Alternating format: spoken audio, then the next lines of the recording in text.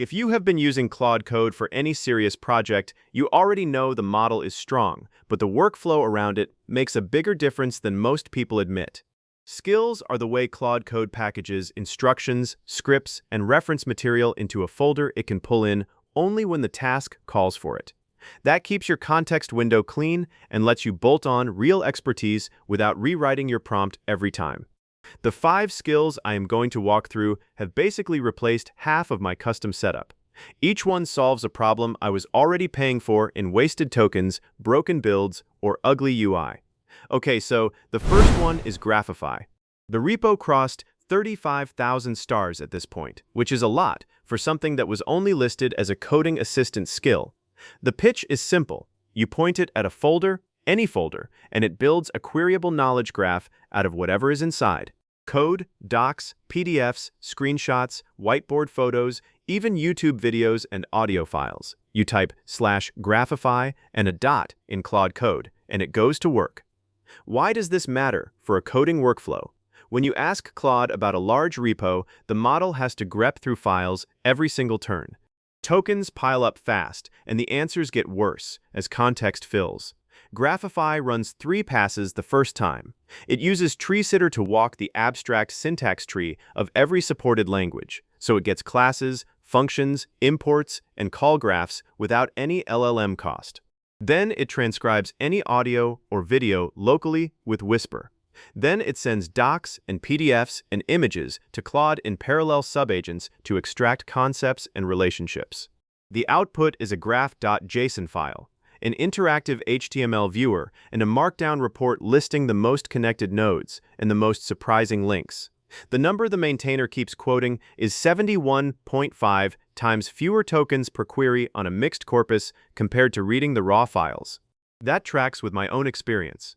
After the first build, every follow-up question reads the compact graph instead of opening 50 source files. There is also a watch mode that rebuilds the graph automatically as you edit, and a clone command that lets you pull any public GitHub repo and graph it without cloning manually. Install is one line with UV tool install Graphify and a Graphify install. If you work in mono repos or you keep dropping research papers and notes into a /raw folder like Carpathy does, this is probably the most useful skill on this list. Number 2 is Awesome Design.md by Volt Agent. It is a curated collection of Design.md files. Design.md is a format Google introduced through their Stitch product earlier this year. The thinking is that AI agents do not read Figma exports or JSON design tokens well, but they read Markdown perfectly. So a Design.md file is just a plain text spec of a design system. Mood, color palette with hex values and roles, typography scale, component states, spacing rules, do's and don'ts, breakpoints, and a quick reference for the agent to use when generating UI. What Volt Agent did was extract real Design.md files from about 31 popular websites. Stripe, Linear, Vercel, Notion, Figma, Apple, Supabase, even Anthropic itself. You drop the file into your project root next to agents.md and tell Claude Code to build a page that matches. The agent now has every color, every font weight, every shadow value it needs to actually hit the look. No more generic purple gradients on every landing page Claude generates. The combo I actually use is Awesome Design.md plus agents.md. Agents.md tells the coder how to build, Design.md tells it how things should look. I started by copying the linear file into a project, asked Claude to build a settings page, and the result looked like linear without me writing a single style instruction. The repo also ships preview HTML files for each site so you can see the swatches and type scale before you commit. It is not glamorous, but if your problem is that AI-generated UI all looks the same, this fixes it for the price of one file copy. Number 3 is Get Shit Done, or GSD, by a developer who goes by Teachus. The repo sits around 57,000 stars, and the install is one command, npx get shit done -cc at latest. What it solves is the thing every Claude Code user runs into eventually, context rot. Claude is great for the first 30% of a long project. Then quality starts dropping as the context window fills with old plans, half-finished tasks, and the model talking to itself. GSD treats Claude Code like a junior engineer who is brilliant but has bad memory, and it builds the planning system around that. The flow is 6 commands. /GSD new project asks you questions until it actually understands what you are building, then spawns parallel research agents, then writes a requirements file and a roadmap. /GSD discussed phase is where you lock in implementation decisions before any code gets written. /GSD plan phase creates 2 or 3 atomic plans, each small enough to execute in a fresh context window. /GSD execute phase runs those plans in parallel waves where it can, sequential where it has to, and commits each task with its own atomic commit. /GSD verify work walks you through manual user acceptance testing with the failures handed off to a debug agent. Then /GSD ship to make the PR. The smart part is that each executor gets a fresh 200,000 token context purely for implementation. Your main session stays at 30 or 40% context use because the heavy lifting happens in sub-agent windows that disappear when they are done. There is a quick mode for ad hoc tasks that skips the planning, a spike command for throwaway experiments, and a sketch command that generates 2 or 3 interactive HTML mockup variants per design question. The changelog is updated almost daily, and the team behind it claims engineers at Amazon, Google, Shopify, and Webflow are using it. For my own use, the atomic git commits alone are worth the install. If a build breaks 4 hours later, git bisect tells you exactly which task did it. Number 4 is Everything Claude Code by Afan Mustafa. This one is enormous. 167,000 stars, 25,000 forks, and the repo is not really a single skill. It is a whole performance optimization system that ships with 48 specialized agents, 183 skills, hooks, rules, MCP configurations, and legacy command shims. The author won an Anthropic hackathon and has been refining this for over 10 months of daily use. It works across Claude Code, Codex, Cursor, OpenCode, Gemini, and a few others.